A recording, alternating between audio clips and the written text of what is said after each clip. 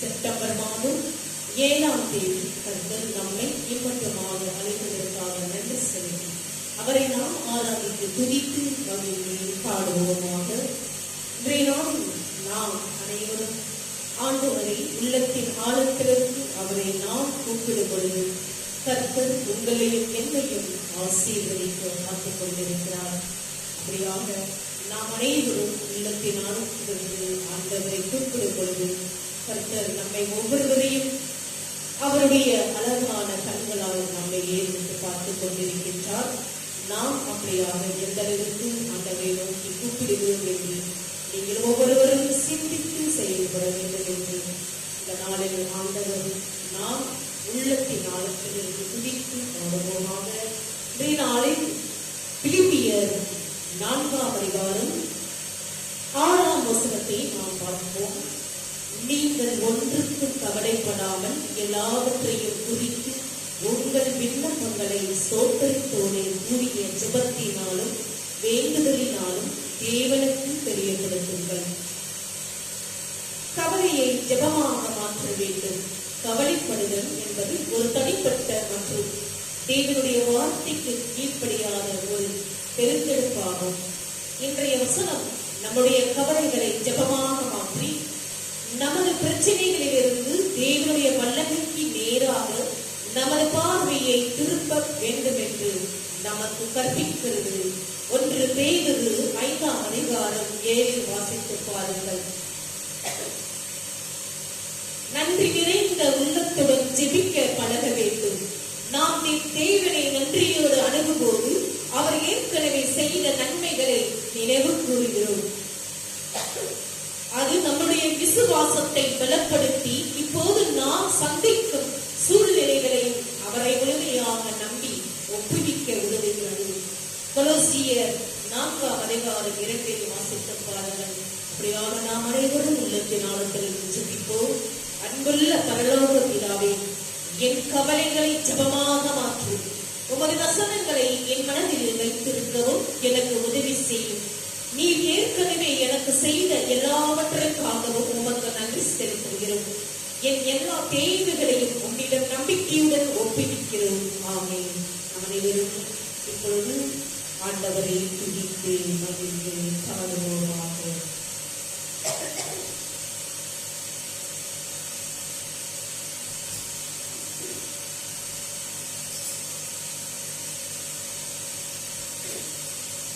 सर्व सृष्टि सर्व सृष्टि का पवनी எங்கள் இதயத்தில் உம்மை போற்றுகிறோம். என்றென்றும் பாடித்து தொழுவோம். सर्व सृष्टिக்கும் எஜமானி सर्व सृष्टि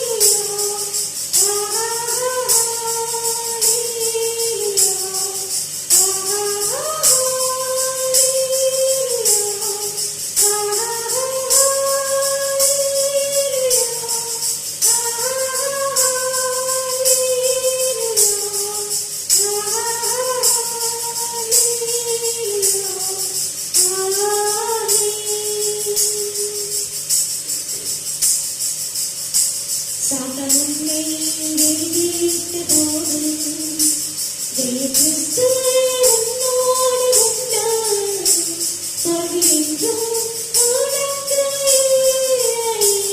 துதிவானம் தானித்து மகிழ்வாய். சாத்தான் உன்னை எதிர்த்ததோடு, ஜெய கிறிஸ்து உன்னோடு உண்டு, தோல்வி என்றும் உனக்கு இல்லை. துதிவானம் தானித்து மகிழ்வாய். ஆஹா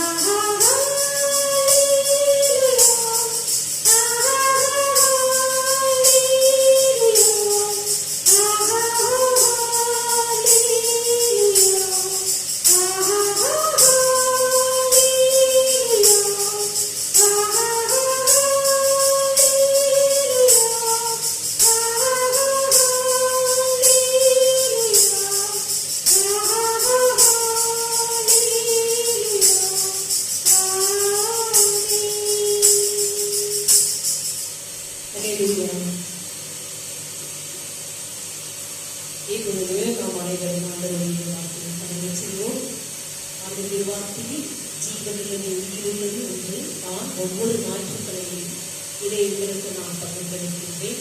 அப்படியாக இன்றைய நாளில் நான் உங்களுக்கு கொடுப்பது லூக்கா நற்செய்தி 6ஆம் அதிகாரம் 1-5, மார்க்கு நற்செய்தி 2ஆம் அதிகாரம் 23-8, மத்தேயு நற்செய்தி 12ஆம் அதிகாரம் 1-8 நான் உங்களுக்கு வார்த்தையை கொடுக்கின்றேன். ஓய்வு நாள் சேவை செய்வதற்கு தவிர மக்களுக்கு ஒரு சுமையாக இருக்கக்கூடாது. ஆண்டவர் சொல்லுகிறார் லூக்கா, மார்க்கு, மத்தேயுவிலே ஓய்வு நாள் என்பது கடல் திருநாள். இந்த ஓய்வு நாள் சேவை செய்வதற்கு தவிர மக்களுக்கு ஒரு சுமையாக இருக்கக்கூடாது என்றார். பலியை அல்ல இரக்கத்தையே விரும்புகிறேன் என்பதை கருத்து என்னதென்று அறிந்தீர்களானால் குற்றமில்லாதவர்களை நீங்கள் குற்றப்படுத்த மாட்டீர்கள். மத்தேயு நற்செய்தி 12ஆம் அதிகாரம் 7 வாசித்து பாருங்கள். பகவை உணர்வு கொண்ட யூத மத பரிசேயர்கள் இயேசுவையும் அவரது சீஷர்களையும் நியாய பிரமாண கட்டளையை மீறி செயல்பட்டதாகவும் அச்செயல் தண்டனைக்குரியதாகவும் என்று கூறி குற்றப்படுத்த முயற்சித்தனர். தானியங்களின் கதிர்களை கொய்தது என்பது அறுவடை செயலுக்கு சமமானதாகவும், கைகளில் கசக்கியது என்பது தானே கதிர்களை கதிரடிக்கிறதற்கு சமமானதாகவும், உமிகளை ஊதியது என்பது தூற்றுவதற்கு சமமானதாகவும், தானியங்களை உண்ணுது என்பது மாமரைத்தலுக்கு சமமானதாகவும் இருந்தன. சீஷர்கள் ஓய்வு நாளில் தடை செய்யப்பட்டிருந்த செயலான உணவை சமைத்தல் என்பதற்கு சமமானதாக எடுத்து காட்டினார் கர்த்தர். ஓய்வு நாள் என்ற வார்த்தை இளைப்பாறுதல் என்று பொருளப்படுகிறது. தேவன் இந்த உலகத்தை படைத்த போது அவர் 7ஆம் நாளில் ஓய்வாய் இருந்தார். ஆதியாகமம் 2ஆம் அதிகாரம் 1-3 வாசித்து பாருங்கள். பின்பு 7ஆம் நாள் ஓய்வானது ஓய்வு நாள் என்று அழைக்கப்பட்டது. இது 10 கட்டளைகளின் ஒரு பகுதியாக கொடுக்கப்பட்டது. யாத்திராகமம் 20ஆம் அதிகாரம் 8-11 வாசித்து பாருங்கள். தேவனை பற்றி சிந்தித்து அவரை மகிமைப்படுத்தி கலிகூறும் நாளாக இருந்ததாம். ஆனால் மனிதன் கீழ்ப்படியாமையினாலே தேவ மகிமையற்றவனானான். தேவனாகிய கர்த்தரோ தன்னுடைய ஒரே பேரானவருடைய இரத்தத்தினாலே மீட்பை அனுகூலத்திற்கு கட்டளையிட்டாராம். ஆகவே இயேசு கிறிஸ்துவின் உயிர்த்தெழுந்த நாளாகிய வாரத்தின் முதல் நாளே கர்த்தருடைய நாளாக ஆசரிக்கப்பட்டு வருகின்றதாம். ஓய்வு நாள் என்பது யூத ஜனங்களுக்கு மட்டுமல்ல, உலக மக்கள் அனைவருக்கும் உரியது. இயேசுவின் நாமத்தில் வானோர் பூதலத்தோர் பூமியின் தீரானவருடைய முழங்கால் யாவும் உடன்படிக்கப்படுகிறது. எல்லா நாமத்திற்கு மேலான நாமத்தை அவருக்கு தேவன் தந்தருளினார். ஞாயிற்றுக்கிழமை குறிப்பாக இயேசு கிறிஸ்துவை ஆராதிப்பதற்கான ஒரு நாளாக மட்டுமே கருதப்படுகிறது. சிந்தித்து பாருங்கள். விசுவாசிகள் தேவனுக்கென்று அர்ப்பணித்துள்ள நாளாகவும் இருக்கின்றது. கர்த்தர் தம் பிள்ளைகளுடன் உரையாட வேண்டும் என்று வேறு பிரித்த நாளாகவும் விளங்குகிறது. ஆண்டவர் சொல்லுகிறார்,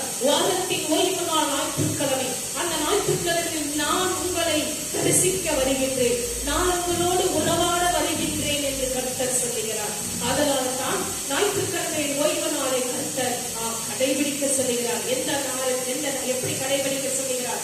ஞாயிற்றுக்கிழமையில் நீங்கள் ஆலயத்திற்கு செல்ல வேண்டும், ஆண்டவருடைய வார்த்தைகளை கேட்க வேண்டும், ஆண்டவருடைய போதனத்தில் பங்கு கொள்ள வேண்டும், ஆண்டவருடைய ஆசீர்வாதத்தை நீங்கள் பெற்றுக்கொள்ள வேண்டும் என்று கர்த்தர் உங்களையும் என்னையும் இந்த வார்த்தைகளை நமக்கு கொடுத்திருக்கின்றார். நாம் அப்படியாக எடுத்துக்கொண்டு வாழ்ந்து கொண்டிருக்கின்றோமா என்று சிந்தித்து செயல்படுங்கள். இயேசு பரிசேயர்களின் குற்றச்சாட்டுக்கு முக்கியமான கொள்கை கோட்பாடும் பதிலளித்தார். சீசர்கள் குற்றமற்றவர்கள் என்பதை நிரூபித்தார்களாம். தாவீது பசியை ஆற்றுவதற்கு ஆசரிப்பு கூடாரத்தில் இருந்த பரிசுத்த அப்பங்களை உண்டபோது அவன் குற்றவாளி என்று தீர்க்கப்படவில்லை. மத்தேயு நற்செய்தி 12ஆம் அதிகாரம் 3-4 வாசித்து பாருங்கள். லூக்கா நற்செய்தி 6ஆம் அதிகாரம் 3-4 வாசித்து பாருங்கள். 1 சாமுவேல் 21ஆம் அதிகாரம் 6 வாசித்து பாருங்கள். லேவியராகமம் 24ஆம் அதிகாரம் 5-9 வாசித்து பாருங்கள். பிரியமானவர்களே, ஆசாரியர்கள் ஓய்வு நாள் என்று வேலை செய்த போதும் அவர்கள் குற்றவாளிகளாக தீர்க்கப்படவில்லை. மத்தேயு நற்செய்தி 12ஆம் அதிகாரம் 5 வாசித்து பாருங்கள். என்னாகமம் 28ஆம் அதிகாரம் 9, 18, 19 வாசித்து பாருங்கள். ஓய்வு நாள் ஒரு சுமையான நாள் அல்ல, ஆசீர்வாதமான நாளாகும். மனுஷன் ஓய்வு நாளுக்காக உண்டாக்கப்படவில்லை, ஓய்வு நாள் மனுஷனுக்காக உண்டாக்கப்பட்டது. மார்க்கு நற்செய்தி 2ஆம் அதிகாரம் 27 வாசித்து பாருங்கள். தேவனுடைய பார்வையில் யூதர்களின் சகல சட்டத்திட்டங்களையும் பலியிடும் முறைகளையும் கடைபிடிப்பதை காட்டிலும் ஓய்வு நாள் என்று இரக்கம் காட்டுவதே மேலானது. மத்தேயு நற்செய்தி 12ஆம் அதிகாரம் 7 வாசித்து பாருங்கள்.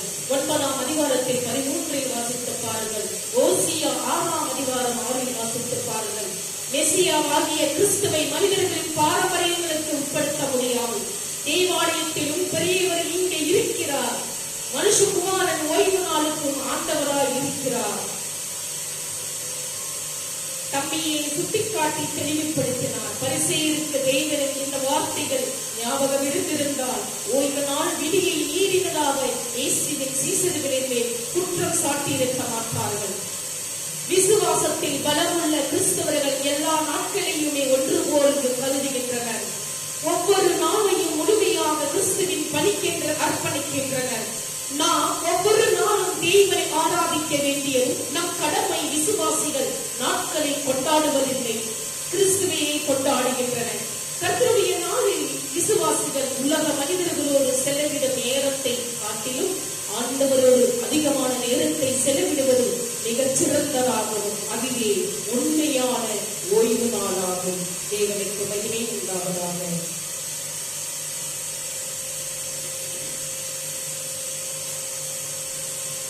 இப்பொழுது நாம் காலையை கடந்து செல்வோம்.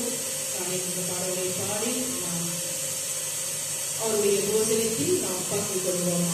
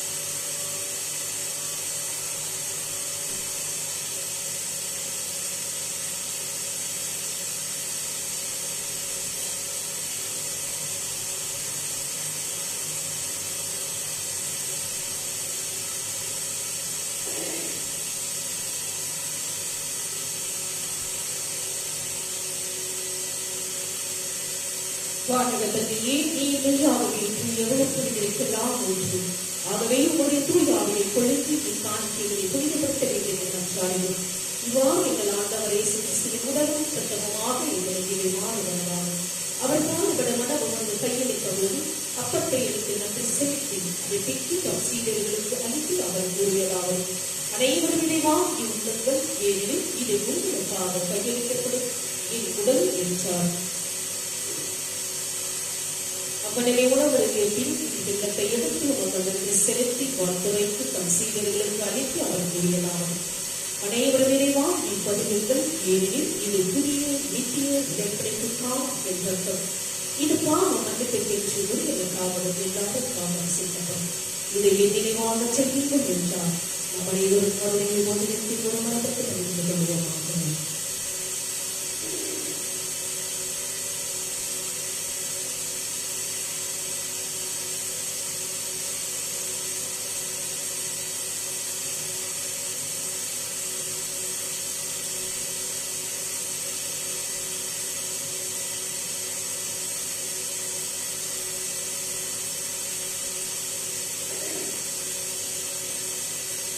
நன்றியோடு நாம் நன்றி சார்ந்த பருவமாக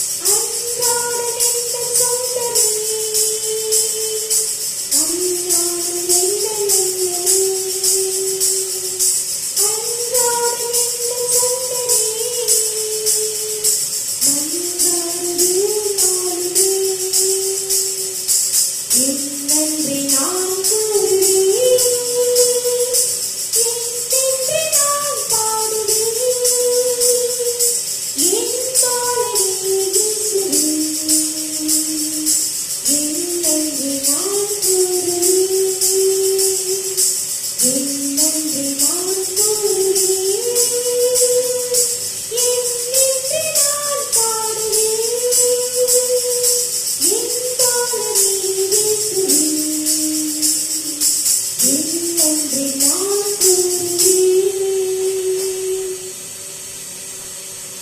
அல்லேலூயா. இப்பொழுது நாம் அனைவரும் கண்களை மூடி ஆண்டவரை நாம் ஜெபிப்போமாக.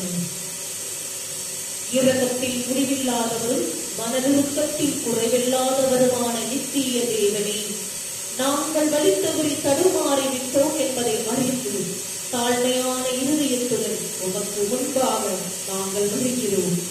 எங்கள் குறைபாடுகளை மன்னித்து விடமிருந்து எங்களை பிரிக்கும் எல்லாவற்றிலிருந்தும் எங்கள் இருதயங்களை சுத்திகரியும்.